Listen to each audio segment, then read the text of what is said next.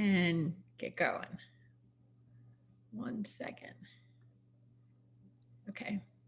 Hi, everybody. Thank you so much for joining me. I'm Jenny Galuzzo. I'm one of the co-founders of The Second Shift, and this is our third member-led event.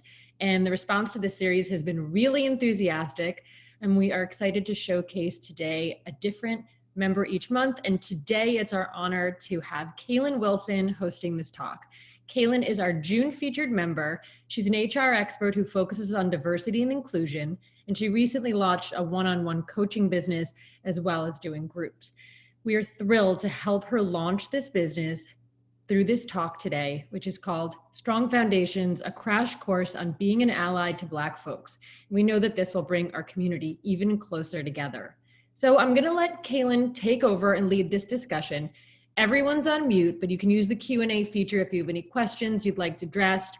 We're going to reserve time at the end to have Kalyn address those questions. Also, I just want to let everyone know that this is being recorded and it's going to be posted later. So you should change your name or make yourself anonymous if you want to protect your privacy and feel empowered to ask any personal questions or share stories that you don't feel like sharing publicly.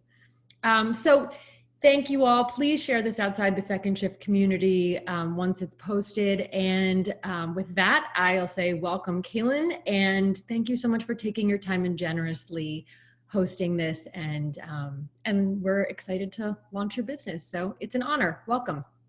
Thank you so much. And thank you so much to everyone who's attending today. I'm extremely excited about everything that we're going to discuss, all the information that you're going to hear. But I also know that it has been an extremely heavy time, really throughout the entire year. I mean, 2020 has not let up.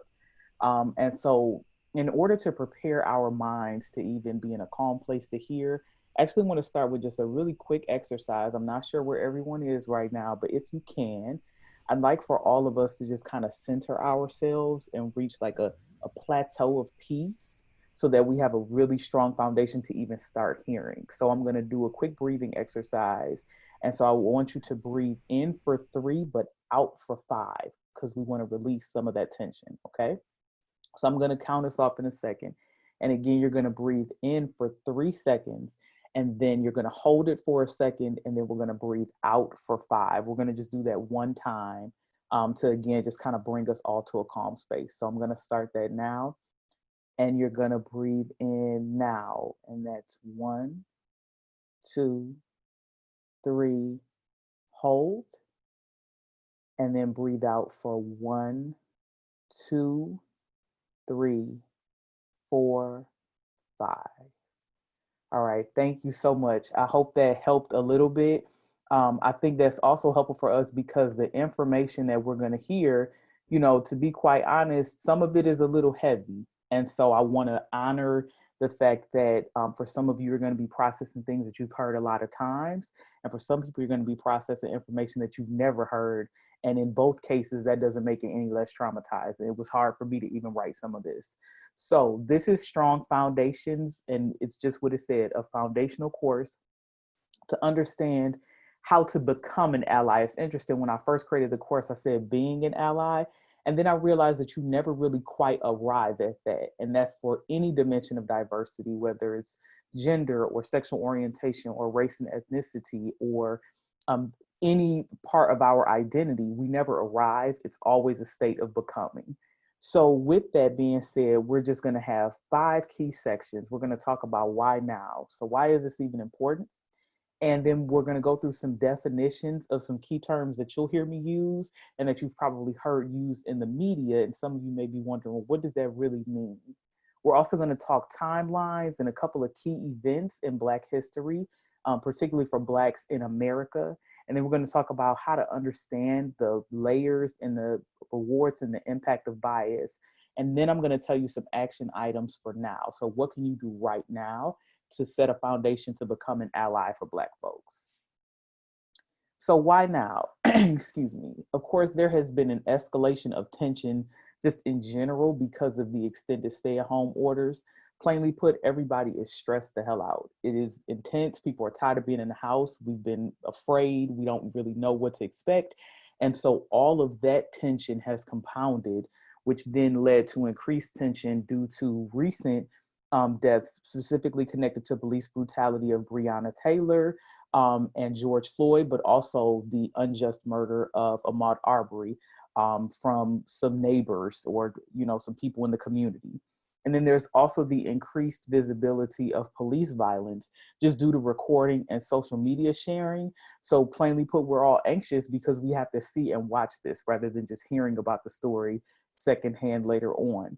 There's also a widespread sensitivity to social causes that's due to social media visibility and connection. And so because we're all on social media, we're constantly hearing about movements, about issues that are happening across multiple communities, but in particular, violence and brutality against the Black community from all forms. And this also includes other types of injustice like economic injustice, cultural appropriation, and some other issues of discrimination, which we'll talk about a little bit later in today's session.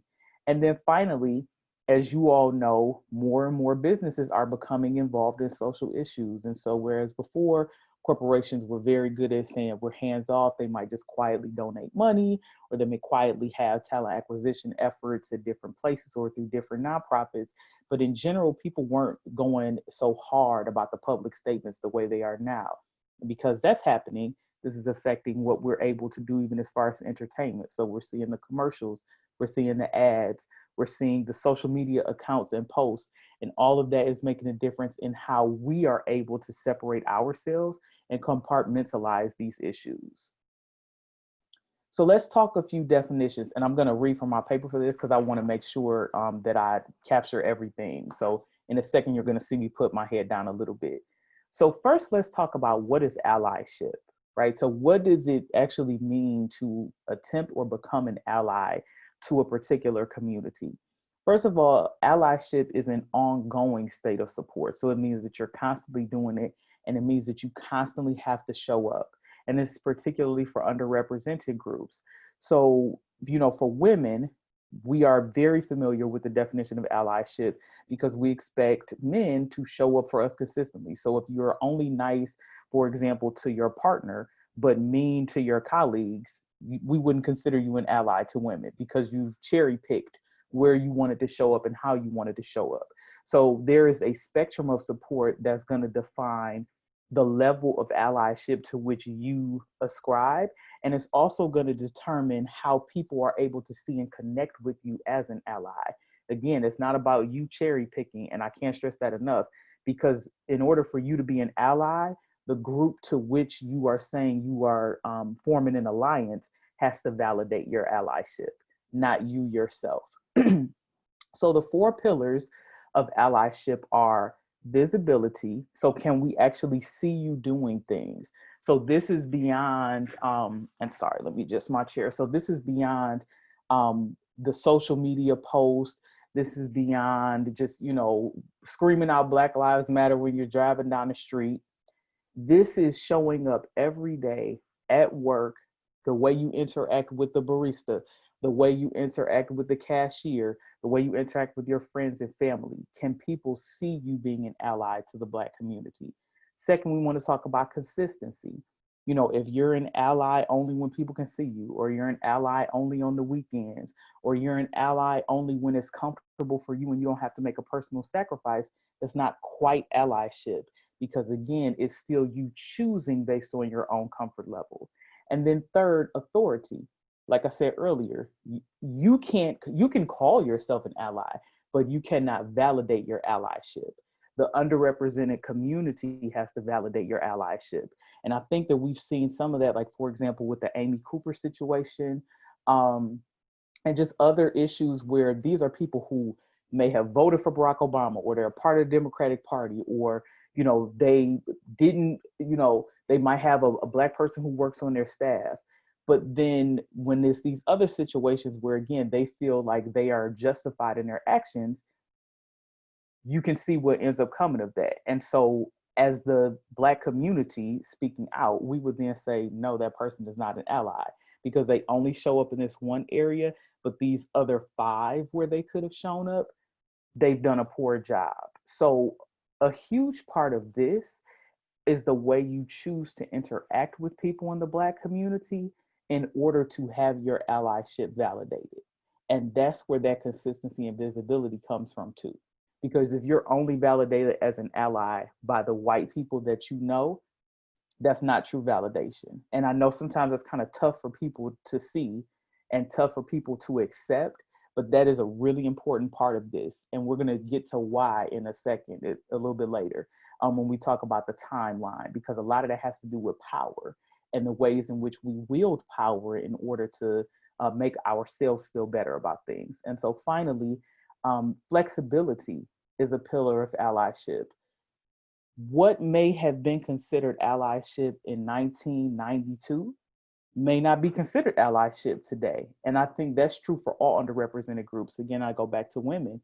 You know, what have been considered being an ally to women even 5 years ago. Now it's like, no, I don't want to hear that. So if you were advocating for equal pay, but now when we're talking about reproductive rights, you kind of hemming and hawing, oh, I don't know, I'm this, I'm that, I have this perspective. That's not allyship, because what the underrepresented group has now determined is important, you as the ally have to be flexible to get with that. So an example for the Black community is, if previously you say, yes, I think that Black people should be able to get home mortgages. I think it's horrible that systemically they were kept from being able to own a home.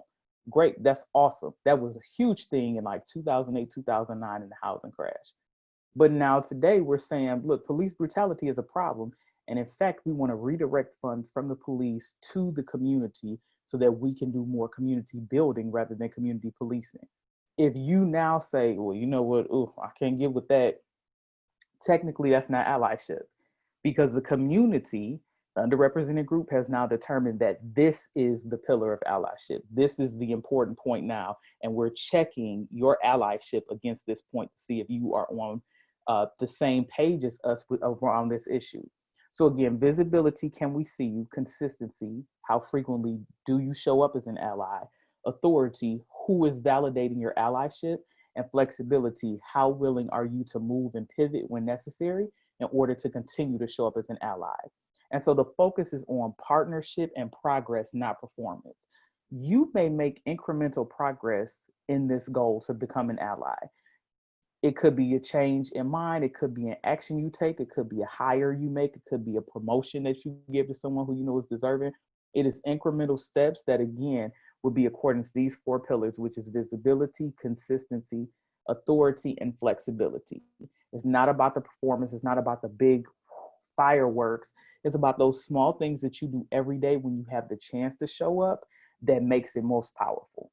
All right. So now I'm going to get into my paper with the definitions, and I'm going to read through these a little quickly, but I wanted to set a foundation so people can understand what these words mean, because this comes up so much. These words become buzzwords in pop culture, and people really, they lose their original meaning and they become kind of bastardized, to be quite honest. And there's one in particular I'm going to talk about when we get there. So the first is ally. We talk about allyship, which is like the state or condition of being an ally. But simply put, an ally is a supporter with mutual benefit in mind. So contrary to what some people think, it's not that Black people are asking for white people to become destitute in order for us to have the lion's share, right? That's a perverted mindset toward that shows, I would say, their own bias, and I'll just leave it at that. The purpose of us advocating for equality and equity is so that we can be able to have a fair chance to live the same quality of life that white people have been allowed to live, particularly in this country, but really worldwide, since the beginning of time. That's simply it. And so I want to hinge on that mutual benefit, because it's not who's the winner, who's the loser. It's about leveling the playing field so that everybody has a chance to win. So anti-Blackness are policies and perspectives which are hostile toward Black people. And so this could include thinking that certain hair textures are bad and certain hair textures are good. This could mean that you are discriminating against someone for housing or a job.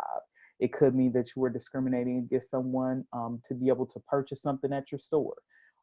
If it shows up as something that is against or hostile to Black people, whether physically, emotionally, financially, or psychologically, it's anti-Black. Conversely, whiteness are the principles that are driven toward the benefit of white people. So for example, excuse me, certain facial features being considered more beautiful than others or preferred, which affects people's access to jobs, housing, and opportunity, that is a function of whiteness. Because in order for me to succeed, I have to align with what is considered a white ideal. Bias is defined as unreasonably hostile feelings or opinions about a social group. Excuse me, it's also defined as prejudice. And I'm sorry, I'm having trouble with my sinuses, so I may cough a little bit. Um, and I want to focus on that word unreasonably. So I actually got that from the dictionary. And I don't agree with it because bias is actually quite logical. And I'm going to talk about that a little bit later when we get into understanding bias. But there is most definitely a logic behind bias. It's just not always morally right. So just keep that in mind.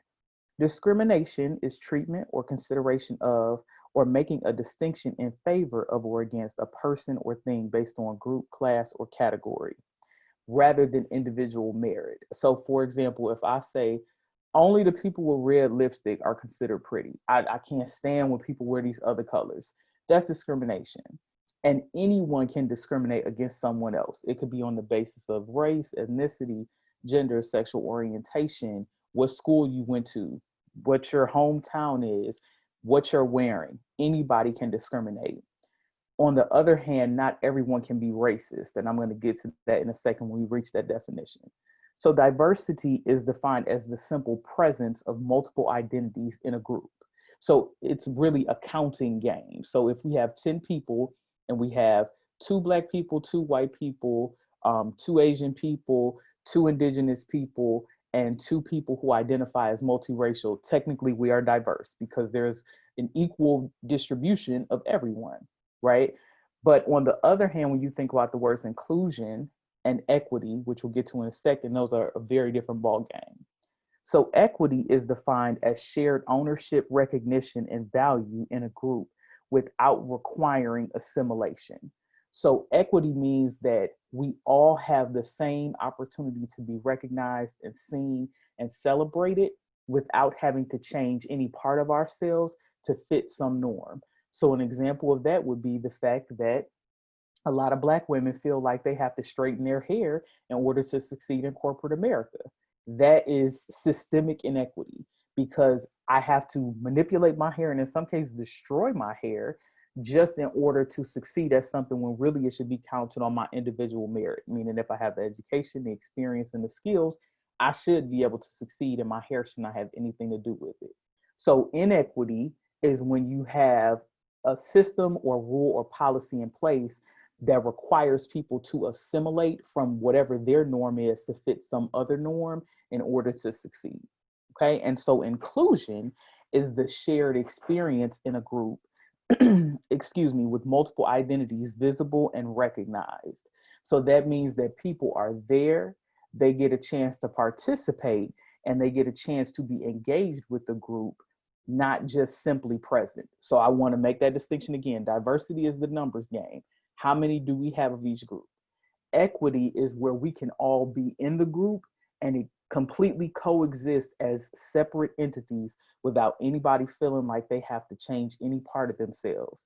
And then inclusion is the opportunity to participate in the group and engage with the group and show up fully in the group, also without feeling the need to assimilate.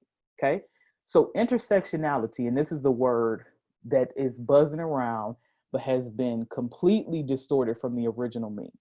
The original meaning of intersectionality is the term recognizing the layered bias, of multiple identity categories. And it was initially developed specifically to highlight this phenomenon among Black women. So in particular, the ways in which being both a woman and being Black makes Black women a special and unique category of marginalized group in ways that white women or non-Black women, and in ways in which Black men or non-Black women do not have to deal with the same types and level of discrimination.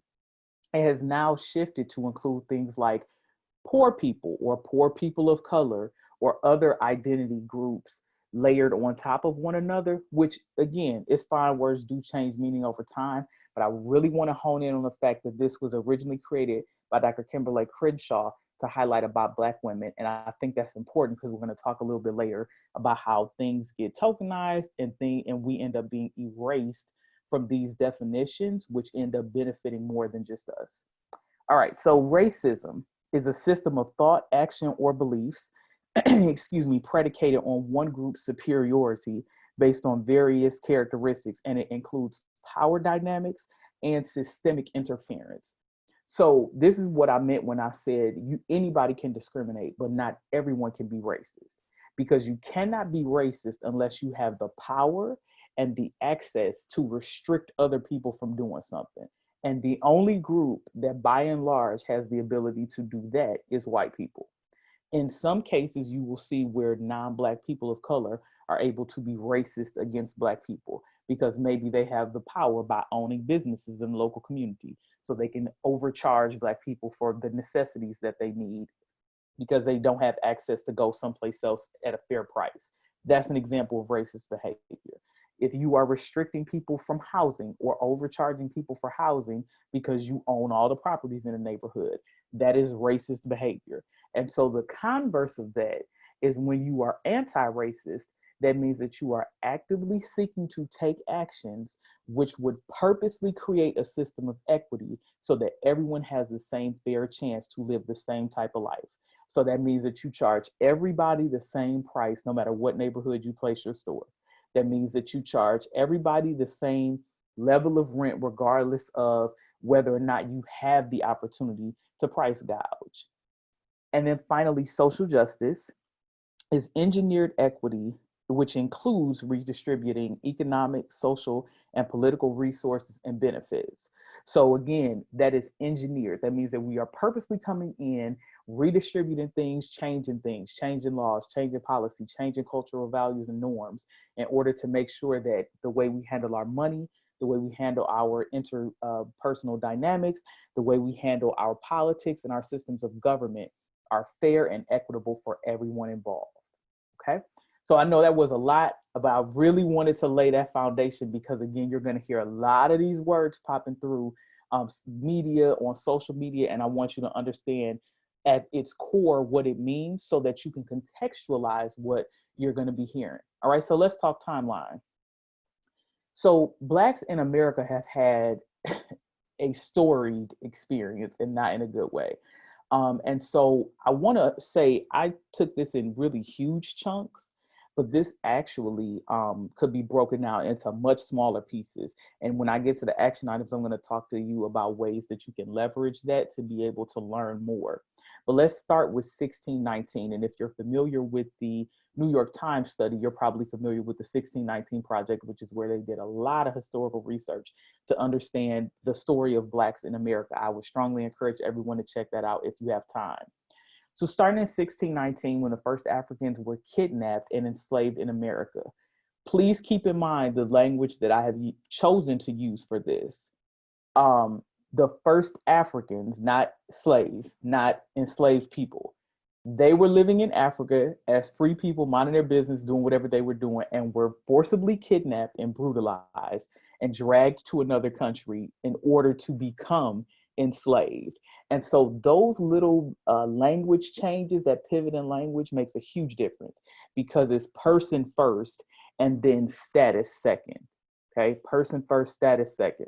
So this was per written record. There are tons of stories that show that there were likely large amounts of Africans in the Americas before this point, but this was the first documented case where African people were kidnapped for the purpose of slavery and brought to the American colonies. So then in 1793, right, so up to that point, slavery has been growing. In 1793, Eli Whitney invented the cotton gin, which made it a lot simpler to process cotton. And it exploded the slave trade and the US economy because now they needed more labor in order to do this work, in order to turn a profit. Also note, for my Hamilton fans out there, you'll know that 1793 is around the time where the US economy started to rebound from the American Revolution. So you're gonna see this a lot as we talk about this timeline because economics has driven a lot a lot of what you see in terms of the way Black people are characterized. And so, to be perfectly honest, the Black and Indigenous community were the vehicles through which the white community rebounded from pretty much every major war or economic downturn. And that in particular is highlighted again in 1793 with the invention of the cotton gin. So then in 1831, you start to see the abolitionist movement explode. And in particular, excuse me, a man named William Lloyd Garrison started publicizing anti-slavery materials. And this is where you start to see names like Frederick Douglass, Sojourner Truth, and other abolitionists, whether Black or white, becoming a lot more involved in this. And you also start to see things like Nat Turner's Rebellion and other slave revolts, which were designed to push back against the slave machine, which by this time had begun to stretch out even into the newly formed states. So this is when we're starting to move west, right? And it was just getting completely out of control.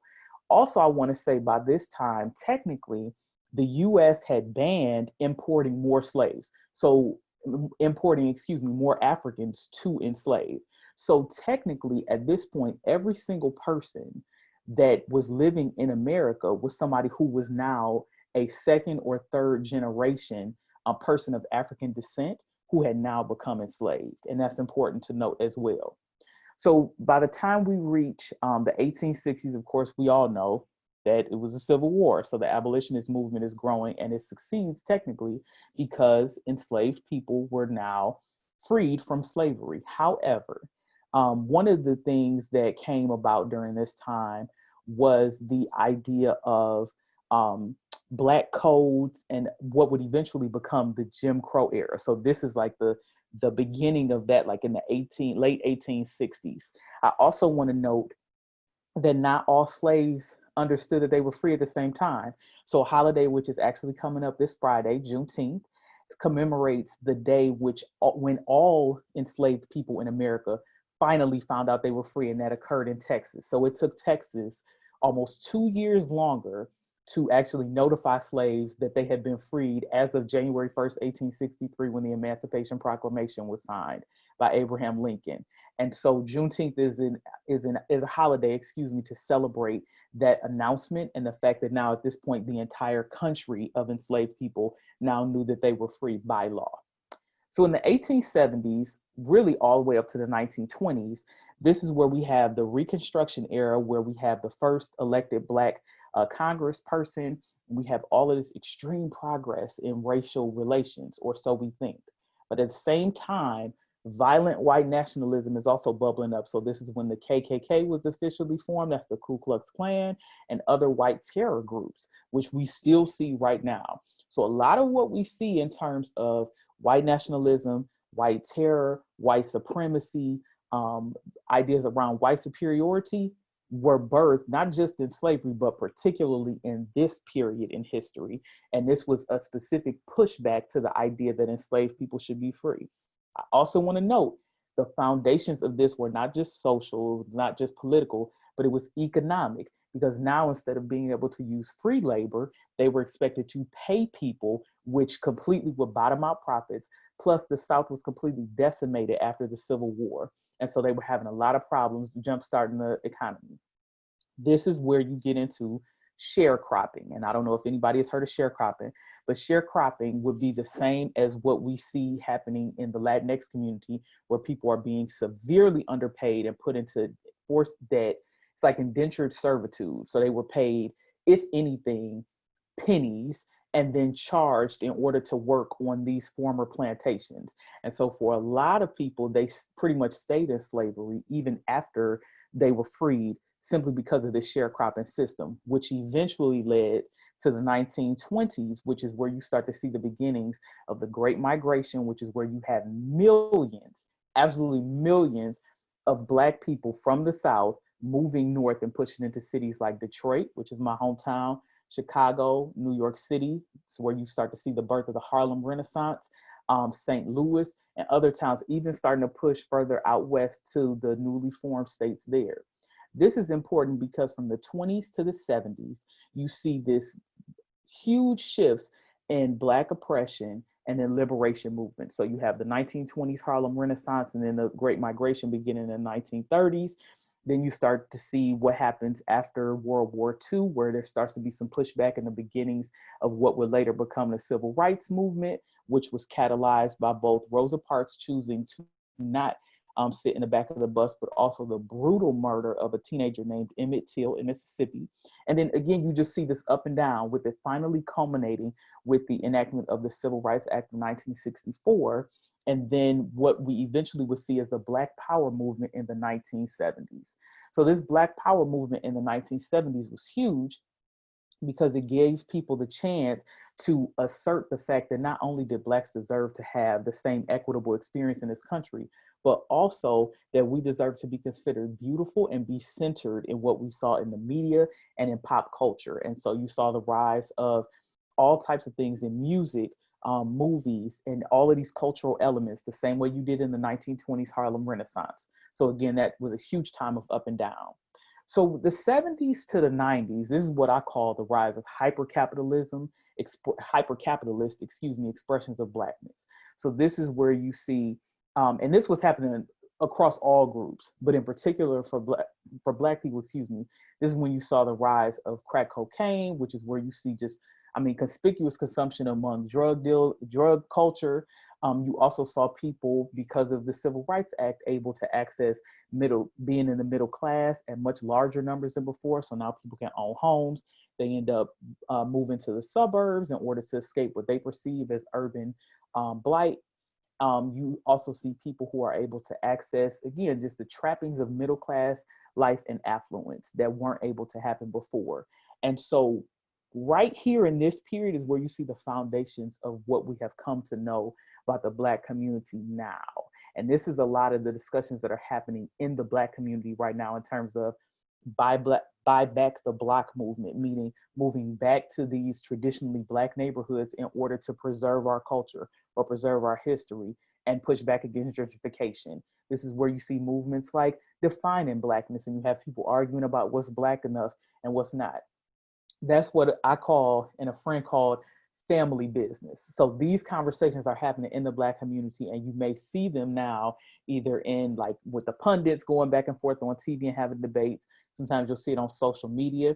This is where this is coming from, because there's pushback around the flight and the I'll say the degradation of traditional Black culture from the 70s to the 90s in ways that in a way kind of violate the progress that was made from the 20s to the 70s. And then finally, you have the cultural renaissance, and this was through like gangster rap and urban genres. And just the ways in which Black people presented themselves and sought to preserve their culture again. And that was from the 1990s to the 2000s. So that was the era of like my childhood. I'm 35. So this is like what we love about like 90s R&B, 90s rap, and these just very distinct expressions of Black culture, which eventually came to be tokenized, culturally appropriated, and we'll get to that in a second. So then we reach, sorry, let me go back. There we go. Now we reach the 2000s. Okay, so that was a very long journey. And so in the 2000s, we start the era of what I call enmeshed erasure. Enmeshed erasure. And that is, now we are so mixed, right? So I make more money, so I get to live in affluent neighborhoods and I don't have to live, quote unquote, in the hood. Now I get to make money and I can go on vacations and feel like I've arrived. Now I get to do all these things, which now I've assimilated into whiteness, going back to some of the words we heard when we talk about the definitions. As a result of that, we lose what made us distinct as a culture. And as a result of that, we are now, as a Black community, faced with the idea that, oh my gosh, are we culturally becoming extinct? And that begins what I believe is a large part of the conversation around the resistance movements now, is that people are questioning what progress really looked like. So if progress was that I got to move to the suburbs, we're now seeing the consequence of that through gentrification, where you have cities and areas like Harlem, like parts of Chicago, like DC, that previously wouldn't even be touched by non-Black people because it was considered dangerous. And even for Black people to go was to run away from there because we bought into the idea it was bad. Now we're being priced out of those areas and they're booming again.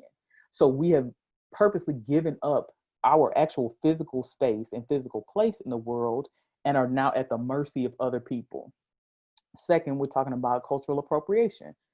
So these things like cornrows, certain hairstyles that now everybody's like, oh my God, it's so cool. Fun, funky nail designs, big bamboo earrings, ways of speaking and slang, even skin tone. You know, you talk about blackfishing and these things that are coming up now on social media, where previously Black people were completely denigrated for that. You know, I can say as a dark skinned woman, it wasn't until I was almost 30 that I was able to think that I was pretty. I grew up thinking that my skin was a horrible, horrible curse. And so to see people get so excited about their skin getting darker is like, whoa, wait a minute, hold on. I didn't even know that that was supposed to be cool. And that's happening around all types of pieces of our cultural identity. Also tokenism. So this idea, and we see this now with everybody talking about the way corporations are responding to the resistance movements. You know, okay, you have one Black person on your board, but you have no Black middle managers. Like, what's up with that? What's happening with the entire system? We don't care about the twos and fews. We care about the systemic change that you're driving. And then finally, just flat out intrusion. And this happens a lot on social media, where people are literally able to just intrude, hop in conversations where, again, people are talking about very serious issues within the Black community and people could just hop right in, troll, you know, push back, name call. And it's all a form of discrimination, it's a form of bias, but it also creates and erodes, psychological safety, because it's where can we feel safe? So we don't have a physical place. We don't have a cultural place. We don't necessarily have an economic place. And then finally, we don't even have places where we can just talk. And so again, all of that is enmeshed erasure, because as we become more enmeshed with white people and whiteness, we become less and less and we come to disappear. So let's talk about bias. There are three aspects to consider, and that is the layers, the rewards, and then the impact I'll save. I'm not going to get into that because I don't think we'll have time, but that'll be in the expanded session. So the layers of bias, there are four. It's the cognitive and emotional side, and then it's individual and collective. So cognitive is like a thought, right? Maybe you hear something on the news. You hear 5 Black boys robbed a store in your neighborhood. That is a thought that you think about it because you heard information, and so your brain starts to process it. As a result of your brain processing that thought, you may feel a certain way. Maybe you feel angry. Maybe you feel violated. But then there's also the individual and collective side. So you are individually feeling that, but you are feeling that because as a group, perhaps considering yourself as a part of a neighborhood, now you're angry for the neighborhood. And if enough individuals in the neighborhood start to feel that way, now we have a collective push of bias. This is constantly happening in a loop, and it's happening about everything we hear. It's either thought or an emotion. Either one can happen first, and then we're thinking either as an individual or as a collective. So one way to unpack that and push back is to understand your locus of control and then act on it. So you cannot control your childhood. You can't control if your family was a racist growing up. You can't control if your friends were racist or if you never got a chance to interact with Black people positively when you were a kid. You also can't control what other people do, and you cannot control the way the mainstream media portrays Black people. But what you can control are your actions, unpacking your own difficult experiences. So if you did have really tough experiences with Black people growing up, or at different points in your life, unpack what that means. Was it because they were Black that this thing happened? Or was it because maybe they're just a mean person, or it was just some individual characteristic? Unpacking that really helps you to unpack your bias and unpack your stereotypes of certain groups. And then finally, you can always control your cross-cultural education. So what you choose to read, what you choose to ingest about Black people is absolutely in your locus of control. And then you want to manage your expectations and memories. Guess what? You're going to meet some great Black people, and you're going to meet some Black people that's going to get on your nerves. Just like I meet some white people who I think are absolutely lovely folks. And then I meet some white people and I'm like, you are like the embodiment of every stereotype of racist white people ever. It's individuals, right? And even if I met 100 white people that acted horribly racist, that still would not necessarily mean that white people as a whole are racist, because I have to unpack individual behaviors. That's my responsibility. Okay. So when we talk about power, power has four key elements, and power is really the reward of bias. Power has a social component, so I can choose who gets to talk, who gets to speak, who gets to be present in the room to interact and engage. It has an emotional reward, so I get to feel good when I tell certain people they can't come in the room, or when I allow other people, and I get to feel like the savior. It has a financial reward, so I get to make more money and I get access to capital to continue maintaining power and control. And then finally, it has a political reward, because when I have power, I get to choose what are the laws, what are the policies, and what people who can even vote to enact change. And we saw that in Florida with them choosing who would get a chance to have their voting rights restored, what level of felony. And as we know, around mass incarceration, Black and brown people, and Black and brown males in particular, are disproportionately put in jail, which means that they are disproportionately affected by those types of laws. So the impact of that, and there are 3 points to that, but the impact is that these systems of power end up being maintained. And so after you hear all of that, so you hear some definitions, you're like, okay, I never heard what that word meant. I never heard what that said before. You start to learn about the history of Blacks, and you're like, whoa, that's crazy. I never knew that. I want to learn more about that. You start to hear about bias, and now you're starting to unpack maybe some ways that you felt about Black people. Here are some actions you can take right now. First, you can choose to learn. And the first thing you want to do is immerse yourself in past and present Black thought. I take this for granted because, again, as I mentioned earlier, I grew up in Detroit, Michigan. And so Detroit, when I was growing up, was overwhelmingly Black. I want to say it was like at least 85%, but it probably was like in the 90s. So I literally grew up seeing all Black people of all walks of life. So I saw poor Black people, homeless Black people, rich Black people, Black people in political positions, Black people who, were male people. Like I just saw Blackness. And so even in school, we read Black authors. And so I take for granted that everybody didn't get a chance to be immersed in Black literature and Black thinkers and intellectuals.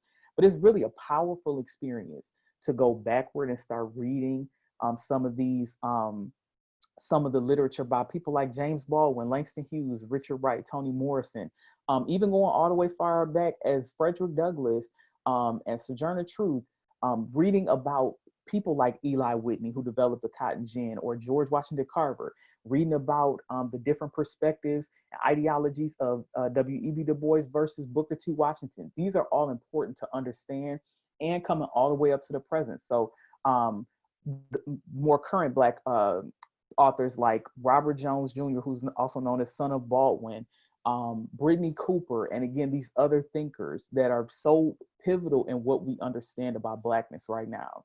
And then you want to prioritize Black voices as you learn from all perspectives. So if you're reading about Black people from non-Black people, you're still not getting a full perspective because they're not Black. You have to actually listen to and prioritize Black voices to speak about themselves. That is also a function of power, for you to assume as someone who is not in the community would know more about the community than the community itself, right? And from all perspectives. So, I do this frequently, partly because I'm a researcher. Pick folks who have the most extreme views you've ever heard, right? Just read it to understand. There was a time when what Malcolm X was talking about was completely radical, talking about defunding the police and police brutality. It sounded crazy in the 60s. And that's exactly what we're talking about right now. So sometimes it takes a while for certain perspectives to catch up, and sometimes they'll always be wrong, but you can't quite disagree with something you don't understand, right? So you also want to question, and I wrote a post about this. Everything you've learned about Black people more than likely has been totally wrong. Everything you see in the media, everything you learned about what Black people think, why Black people do what they do, if you didn't hear it from a Black person, which you probably didn't, it's probably wrong. And so it's up to you to start to question, why do I feel like that? Where did I hear that from, right? And unpack that. And then you want to document your bias and your new knowledge. So keep a journal, right? Or if you already have a journal, start to document this stuff and write it down and see trends, because that'll help you understand where your particular biases lie. And then finally, you want to pivot. So most people now, again, are doing this performative stuff. They got the big post on social media so 1 million people can like it. That's not really where you're going to have the most influence. Your influence is with your family, your friends, your loved ones, and your colleagues. Influence those people, have those difficult conversations, question why you don't have any Black friends, question why there are no Black people on your team, question why there are no Black managers in your office. Starting small will help you preserve your mental space, because then you don't have a million strangers shouting at you, but it will also help you to be able to influence change. And then finally, choose a focus area and set goals. So you can't eat a whole pie once, you eat it piece by piece. So maybe you would just want to focus on like black media, right? I want to study the history of Black media portrayals in music. And so you start reading and you start ingesting literature and articles and things like that, and then set a goal about what you want to do in that area, and then keep chewing along with it until you start to get a better understanding. So what's next? I have an upcoming webinar series. There are actually 3 courses. So again, it's the longer version of what you just heard today. It's called Strong Foundations. And then there's a second course called Unlearning Anti-Blackness. It's deeper than the N word, where we start to dig into these cultural pain points that have become so mainstream, but showing that it's much deeper than that. And then finally, Unlearning Anti-Blackness, Making the Personal Sacrifice, where I'll talk to you about specifically how you can take action and influence other people to take action, to be able to actually unpack and unlearn their anti-Black perspectives, actions, and thoughts. And there is a discount available when you purchase all 3. There's a 10% discount on that. And so a little bit later, I'll show you my website, or give you the address for my website so you can know where to go purchase that. And I'll turn it over to Jenny.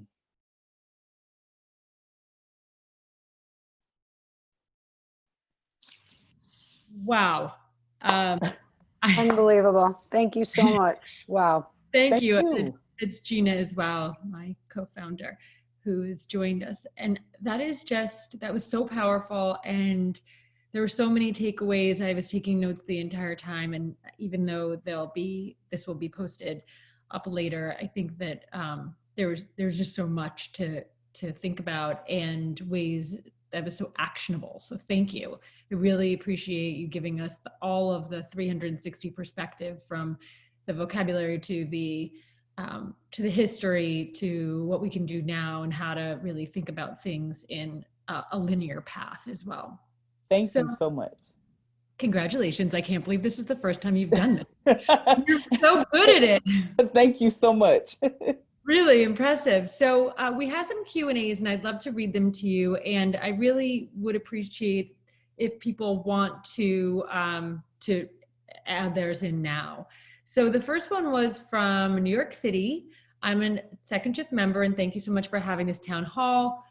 The glass ceiling has been difficult to crack. Can you share your comments on how frequently organizations should have team building around equity, specifically with the Black African American experience in mind? That's an excellent question. And as a veteran HR leader and D&I leader, there's no easy answer. A huge part of this, and that's why I focus so much on unlearning, is about the constant work that you need to do. So maybe you might start with a series of town halls just to even hear from Black people.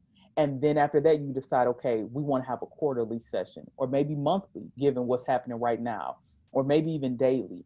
The key is to keep your finger on the pulse and be willing to pivot and understand that what you need this month may be different than next month, may be different than next year. And another question came up. I enjoy accents and dialects. When I'm around people from the South, I sometimes find myself unconsciously adopting some of their habits, like saying y'all or hun. When I'm with African Americans, I stop myself from unconsciously using any sort of dialect. For instance, I say, I agree, when I really want to use a phrase. What?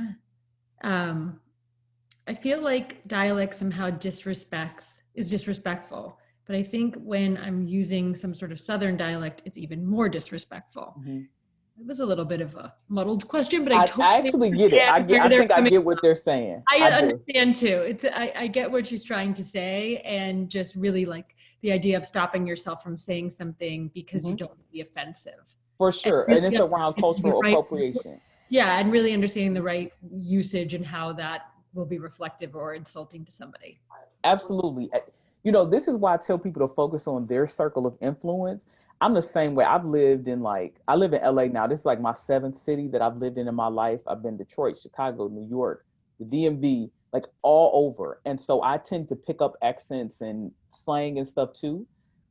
When you are focusing on your circle of influence, who knows you more deeply, who cares about you, you can avoid some of that pressure because they know you fully. If you are monitoring yourself and watching the way you speak or different mannerisms you have, that's good. You should be aware of how what you do will affect someone else. But I wouldn't necessarily focus as much on being afraid. I will focus more on what you said at the very beginning, which is I always pick up things about people. So in essence, what you're saying is you're highly adaptable and you're open to different cultures. So as you think about it and unpack it, you can check in with yourself periodically and say, okay, do I really like that slang, or am I doing that because I want to fit in and I feel insecure? And as you keep doing that check, it'll become easier to do the check and it won't be as laborious, but also you'll be able to make sure that you're always coming from an authentic place. Thanks for that question. That was good. Kalyn, can I, for a second, just add to that? Being the mother of, one of my teenage boys, but I have another teenage boys, and some of what I consider cultural appropriation that these boys are, in some ways guilty of, comes from their worship of urban culture and I have to say this group of my kids never, I would hope, use words that seem racist or biased, but there is the slang and the dialect and the way of talking, and I know that it comes from them listening to hip hop and rap. And so how do I approach that in a way that doesn't seem like I'm being too bossy and above their age, but it does. He's staring at me right now. I think I know the exact person that's probably staring at you. No, the other one. It's the younger one, not the older one. The older one would never. It's the younger one. I'll put my mic on mute. I think, no, that's a great question. And a lot of people struggle with that. This is where you do start to get into those intersectional identities, because that's age hitting up with race and ethnicity, hitting up against cultural values, right? One thing you can do to start to unpack that is realize that a part of your concern is because when you first became aware of that phenomenon, it was because urban culture was very much taboo and really considered wrong. And so as your perspective of that has changed, where you're like, no, people are just living their culture and doing them, oh my gosh, are my kids taking over that? It's really your own insecurity based off of the way you learned that from the beginning. So this is when you start having a conversation with your kids about like, hey, do you know where the root of that perspective comes from? So you start to have conversations with them about the lyrics, right? Because contrary to what some people think, hip hop has a method. There's a method to the madness. And so when people are referencing in hip hop certain historical events or cultural things, hey, you know where that came from? Start having conversations with them about these historical events that led to those. And actually in the longer class, I'm going to talk about the stereotypes that emerged from each of those periods in history, so that you can understand some of the things that pop up in mainstream culture and why that became so taboo. Can I just make them listen to 90s hip hop and know my little Uzi Vert? Yeah, hopefully. But it's interesting because the hip hop today, and that's why I brought that up about the 2000s to the present, because the hip hop today is very much a victim of some of those, that same enmeshed erasure, where, like 90s hip hop, it was, again, very distinct. I mean, this is just like Black folks talking about stuff that's happening in Black neighborhoods and the Black experience. And so now when you get some of these other things that are a little bit more enmeshed and multicultural, they're like, wait, that isn't quite landing the same. It feels inauthentic and it feels offensive. And a part of that is because of that enmeshed erasure. I have a question. This is Jenny. What I was going to ask is, I see it even in the questions, people not really understanding the correct vernacular to use. That's, without sounding like an old fogey. It's not really up to date on where the movement is. So can you explain the difference, people like women of color, African American, Black? What is the preference in this moment that we can make sure that people are are educated and want to be part of the right conversation. For sure. So this is again going back to that intersectional identity because age has a lot to do with that. You know, my grandmother, rest her soul, when she was young, I remember even when I was younger, sometimes she would refer to Black people as Negroes because she was born in 1931 in Virginia and then lived in West Virginia. And that was literally how Black people were termed on every major form. And then it was colored. And then it was Black. And then it was like, no, it's African American. And then it kind of got back to Black. And then now it's a mix of things, right? And people of color has become much more common. So that goes back to that flexibility in being an ally. I would say take the lead from the Black person that you're talking to. So if you hear them say Black, right? Or if you hear them say African American, you kind of just parrot what they say. For me personally, I've always loved Black because Black is inclusive of African people and the entire what is called diaspora. Diaspora are all the people from African descent who are living in places all over the world. So Black is inclusive of African, African American, Afro-Caribbean, and any, again, person of African descent in the same umbrella.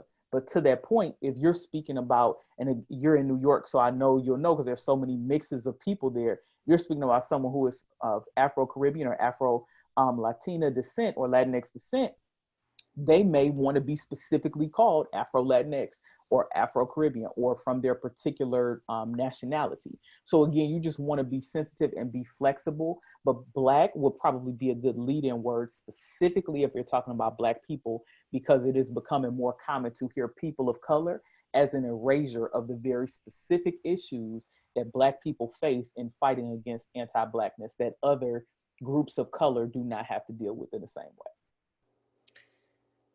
I'm going to ask you to move to the next slide so we can talk about that, since there's no other questions unless anyone wants to throw one up there now. And we can talk about what you're up to and what your consulting business and got scheduled for the next few weeks, so people can spread the word, come back and attend if there's more questions or more interest. For sure. So this is the consulting slide, but I can pause for a second and let me actually stop share because I'll show you all my website where you can go to purchase tickets for the event. So let me do that. So you'll be doing an event, I believe it's tomorrow. Actually, Saturday. There are two. So it's course 1 and 2 Saturday, and then there's a session of course 3 on Monday, and then it's like in another round. So you can mix it up. You can come to them in any order. You can come to them on any date that you prefer. And I tried to mix up the times for people in different time zones too. And we saw course 1 today. Yes, this was the abridged version of course 1. So there's going to be even more content in course 1 that will be held on when course 1 is happening, and there are 3 sessions of each. So when you go to my website, it's godreamforward.com. It's going to start at Quick Wins, which is my blog page. So I'll write about HR, D&I, and career development topics, as well as some research. I have a research project I'm going to be coming out with around the pandemic's impact on Detroit, the disproportionate impact. But you would click events, and then it's going to pop up and allow you to register. Of course, it's not doing what I need to do right now. Of course because not. we're on a time schedule. Yeah, of course not. It's because Jenny's on. Yeah. Right. Here it is. So there we this go. is where you can register, and you would select the course, and then you would pay through PayPal, register, give your name and email, and then you'll get a confirmation.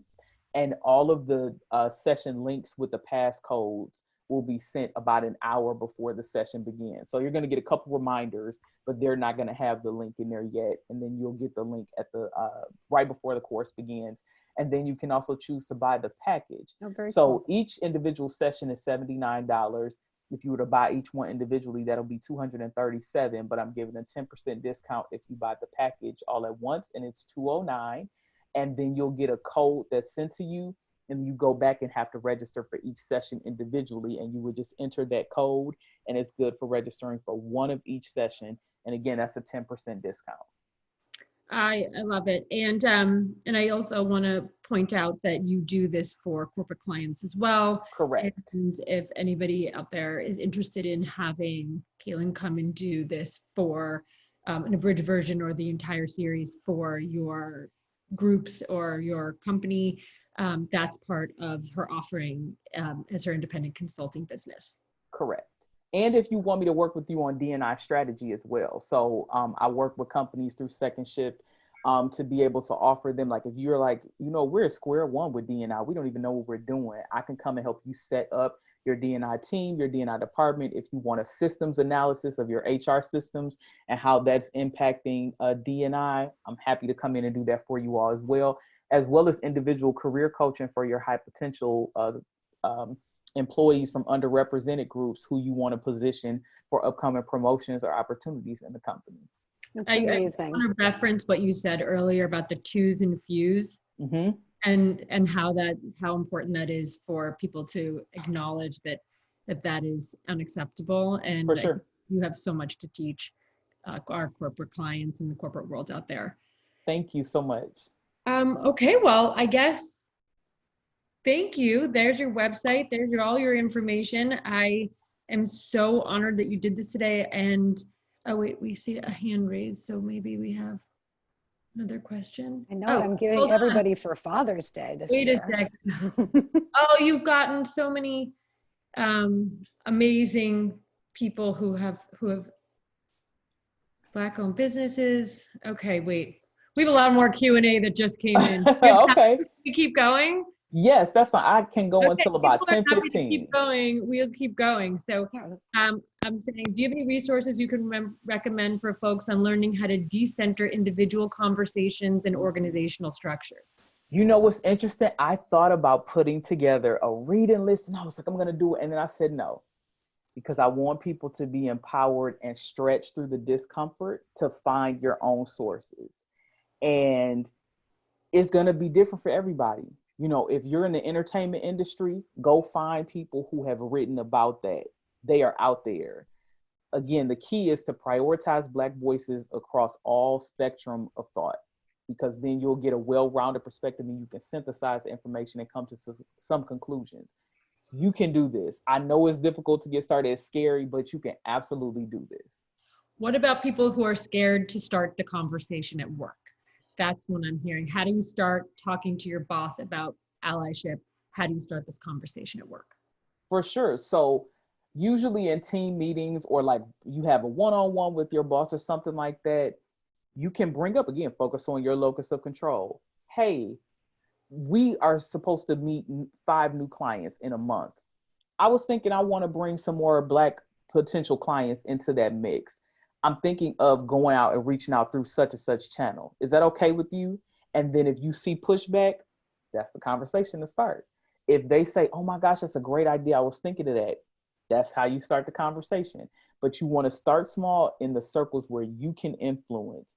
And sometimes it's better to show rather than tell. So instead of telling people you're taking action, just take it. And then when people start seeing the impact, then they'll be like, oh, wait a minute, hold on, what you doing? How did you do that? How did you make that happen? Another question about intersectionality. I'm curious why you don't also include age, because older Black women are hardest hit economically and they have the least opportunity for employment. Yes, thank you so much for that. And I'm sorry that I did not include age, because yes, that is a huge impact. And I experienced that even in my personal life. I was traveling for work to a conference last year, and it was Essence Fest. So it was like all Black people on this plane. And it was 2 older women. We were in tears talking about rent. And I was saying, oh, my rent is so high and it's so irritating to pay it. And I remember them telling me, the fact that as a Black woman, you can even afford to pay that kind of rent shows us that what we put in work to make sure you have a seat at the table worked. And it was this really emotional moment, because I thought about how when I was a kid, my mother struggled to pay rent, and our rent was $360, right? That it went up from $330 to $360. And she was like really struggling to even function, to think about how she was going to do this. So thank you for that call out. Age absolutely has a huge impact. And I personally push with my clients and at every job I've had to have these organizational think tanks of older employees to have their voices heard, because I think that's such an important part of recognition and rewards, and also for being able to maintain consistency and continuity in service, because that organizational knowledge and cultural knowledge is invaluable. Okay, we got another one. Thank you for an outstanding presentation. Thank How you. critical, gotta give you the props. How critical is it for corporate boards to broaden their membership based on diversity and inclusion beyond one or two women of color in particular? On a personal level, I've not been able to break through the ceiling. I appreciate your thoughts. Yeah, so one of the things that I advise corporate clients is about starting junior advisory boards or other, again, think tanks to start getting that influence. Because to be on any board, you have to already come with connections, with capital, with influence. Like there are things you have to have in the bag in order to sit at the table, and that's not going to change. So instead of just trying to find these needles in the haystack, start building that influence early. So get people visible, get people influential to give their thoughts, even at a small level. And then from there, when we start to pick, okay, who do I want on the board? This person has already built the social and possibly even financial capital to be able to sit there. That's really good advice. Thinking a little bit smaller than and starting Yeah. bite-sized things that Yeah. can. And it helps drive change in the organization faster, right? Because a lot of boards, they might meet once a month unless it's a crisis. That's not fast enough to drive, that's not frequent enough to drive consistent change. So with these smaller junior advisory boards, they could be meeting once a week sometimes. They could be meeting just informally all the time and keeping the conversation going. So it's a Terrific. win-win. Okay, this one's really interesting. Thank you so much for this. I'm so happy you gave us actionable items, and I will be starting my journal. One of the things that stood out to me as a Chicagoan who used to work with kids in the high-rise projects was that I noticed cultural diffusion as they moved out to the burbs and neighborhoods that were not so condensed. Correct. Address the people who compare that to Irish, Polish, Russian, etc., and other ethnic cultural diffusions. This is this is a conversation I have had with the quote all lives matter quote people. I love that. I lived in Chicago for 7 years. It is where I started my career, and I started it in social services, working with former housing project residents and youth in exactly the same situations that you're talking about. And the way, first of all, I don't engage in arguments with people. I simply state facts. And you can either accept the facts and we can continue the conversation, or you can dispute the facts. And so I already know where you're coming from, period. The fact is, in Chicago specifically, the very formation of the housing projects in and of itself made it very different than what happened to specifically European ethnic communities. So Black people were by and large herded into these long strips of housing projects where they were denied opportunity. And that was a purposely engineered system. You may want to consider reading a book called Boss. It's about Richard J. Daley and his tenure as Chicago mayor. He was mayor for like 30 years. It's very, very interesting. It's fascinating. I actually had to read it for one of my graduate classes at DePaul.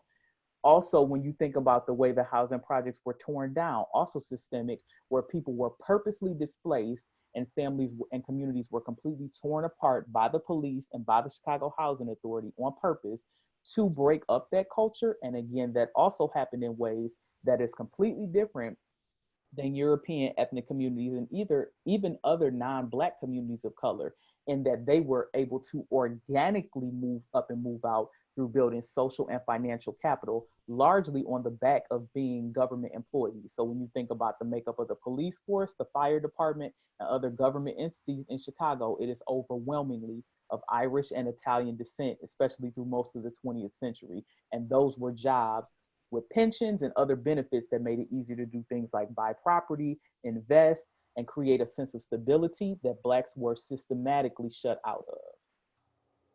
It's a fantastic answer. Thank you for that perspective and the history. Okay, now this one's a little bit specific. I'm creating a Black-owned and people of color-owned business listing in my county. I've drafted a letter to ensure people want to be included, and I'm doing research via Google, and I'm wanting to avoid asking my Black friends in the area to rely on myself to get it done.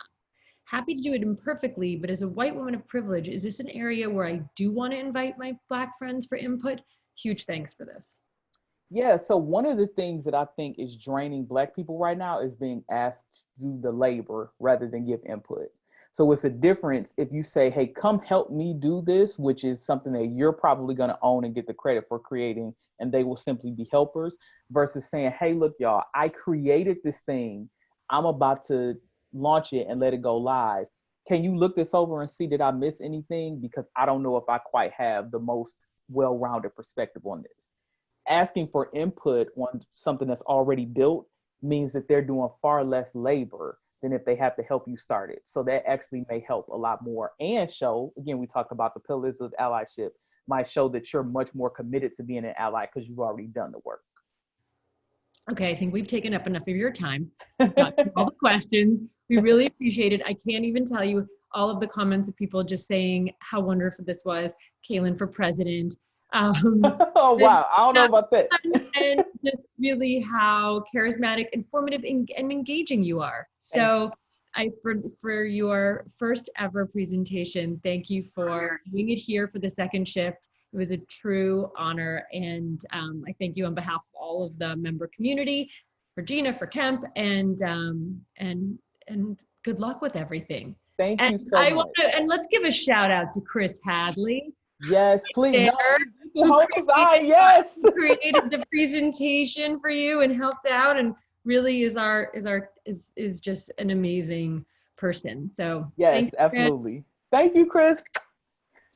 I really enjoyed working with you. I know what I'm giving everybody for Father's Day now. Everybody's getting an allyship workshop. Yes, you should. Yes.